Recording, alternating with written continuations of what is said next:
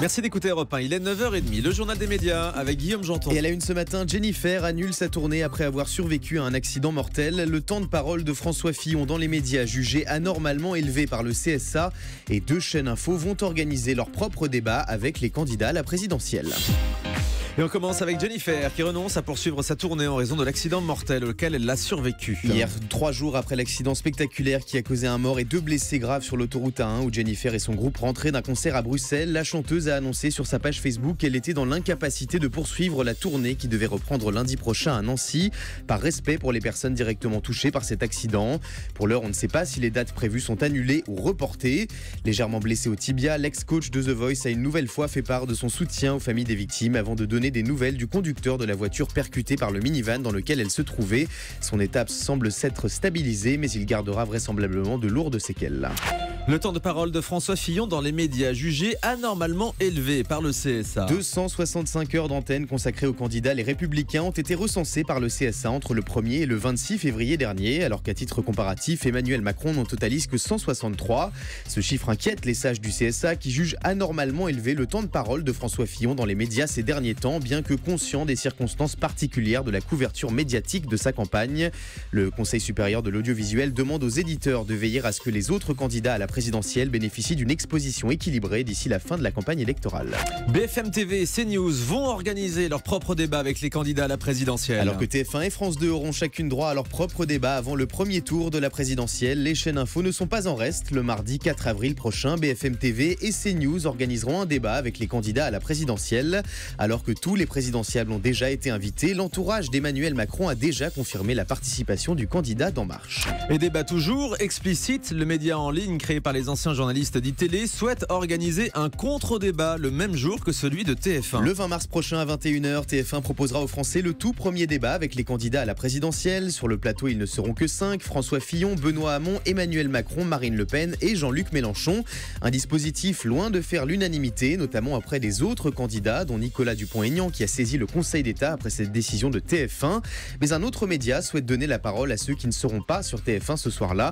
Explicite, la chaîne en ligne des anciens d'ITélé, compte réunir tous les postulants à l'Élysée ayant obtenu la validation de leur candidature lors d'un débat interactif diffusé sur Facebook le 20 mars prochain, le même soir que celui de TF1. Selon Olivier Ravanello, l'un des dirigeants d'Explicite, plusieurs candidats ont déjà donné leur accord de principe. Et puis présidentielle toujours, France Télé a mis sur les rails son train de la présidentielle. Depuis dimanche dernier jusqu'au 13 avril prochain, le train de la présidentielle, en partenariat avec France Télévisions, sillonne la France à la rencontre du grand public et propose à ses passagers de découvrir l'histoire des élections présidentielles de Charles de Gaulle à François Hollande.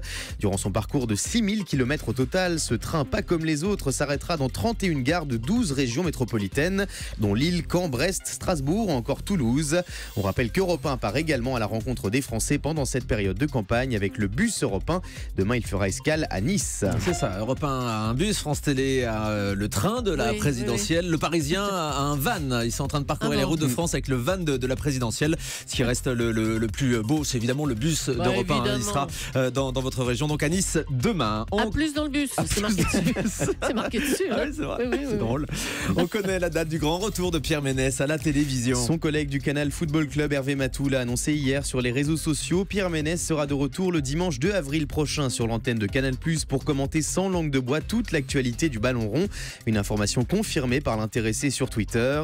Pierre Ménès poursuit actuellement sa convalescence en Loire-Atlantique suite à une greffe d'un rein et d'un foie en fin d'année dernière. Des problèmes de santé qui l'ont éloigné des plateaux télé pendant plusieurs mois. Et puis Valérie Damido accuse le magazine Gala de racisme ordinaire. Le magazine hebdomadaire publie dans son dernier numéro une photo de la reine Elisabeth II avec le haut commissaire du Swaziland et son épouse, tous les deux vêtus d'habits traditionnels.